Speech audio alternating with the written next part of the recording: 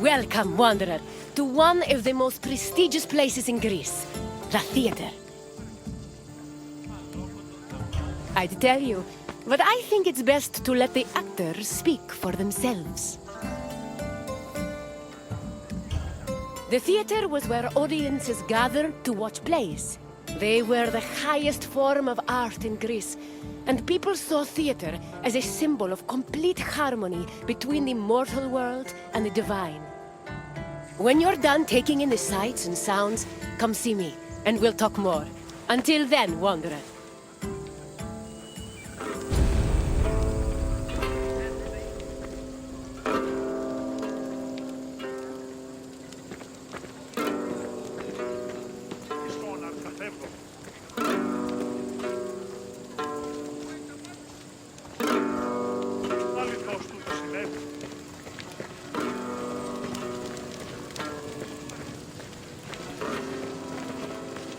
Φαντασία πλέον.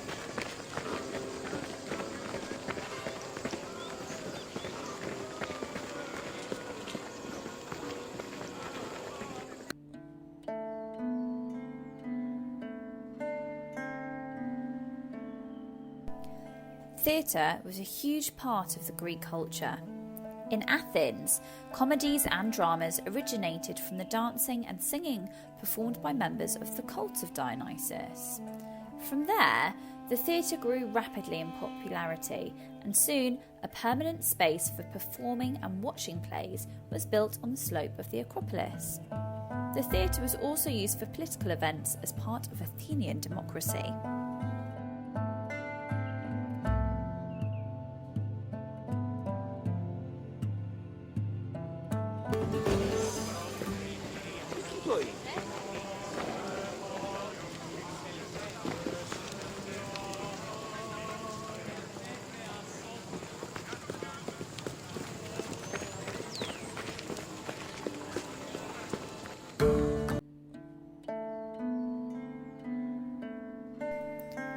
Plays were held every March as part of the festival of Dionysus, the god of wine and theatre. Performances were reserved for Greek citizens and mostly made up of comedy performances. As the popularity of plays grew, they started to take on more of a key role in celebrations. Eventually, there were competitions between playwrights, which would last a whole day.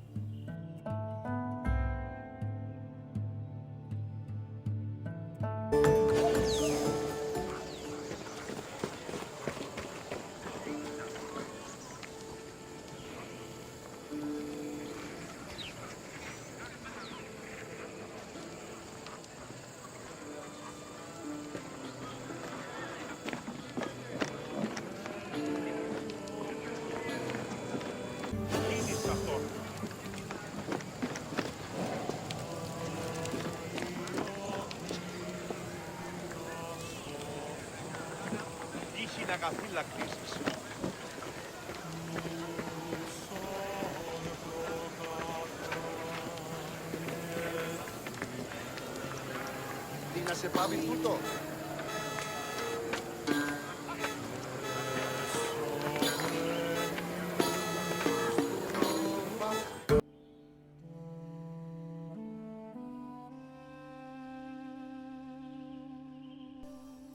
All Athenian stage actors were male, regardless of whether they were playing men or women. Tragedies originally had just one actor performing with a chorus. However, it became more common to have 3 male actors. Women were not allowed to take part. Adding more roles opened up more opportunity for dramatic dialogue. Because actors would take on many roles, they would wear masks to switch between characters. Actors prepared themselves in the Skene, a building that acted as a backstage area. On stage, actors wore masks and elaborate costumes.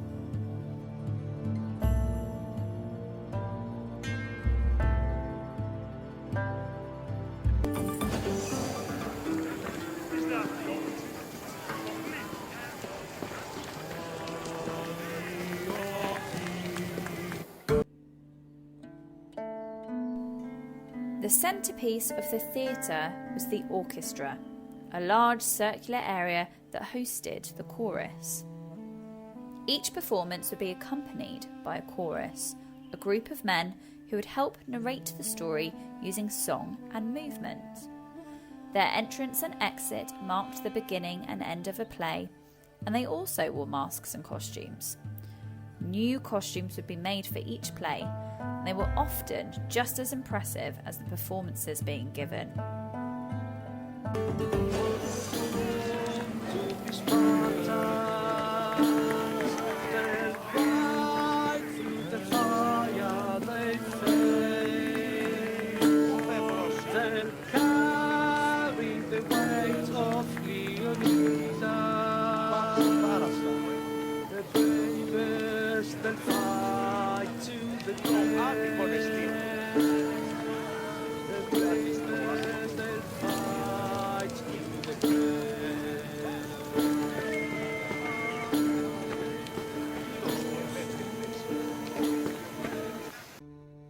Nearly every Greek city had an open-air theatre.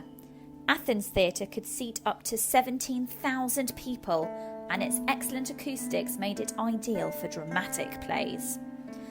The theatre was accessible to everyone, but this did not mean that seating was free. The first rows were where priests and public officials usually sat, with the centre part reserved for guests of honour, with men and women sitting separately.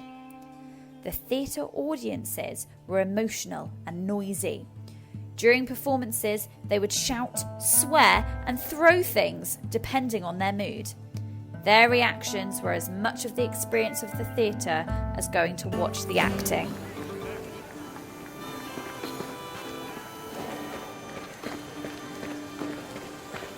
Hello again, Wanderer. I hope your visit was entertaining. Though all art forms were important in Greek culture, none had the same prestige as theatre, which provided a unique experience with every performance. Is there anything else you'd like to do? Then I will leave you be. Farewell, Wanderer.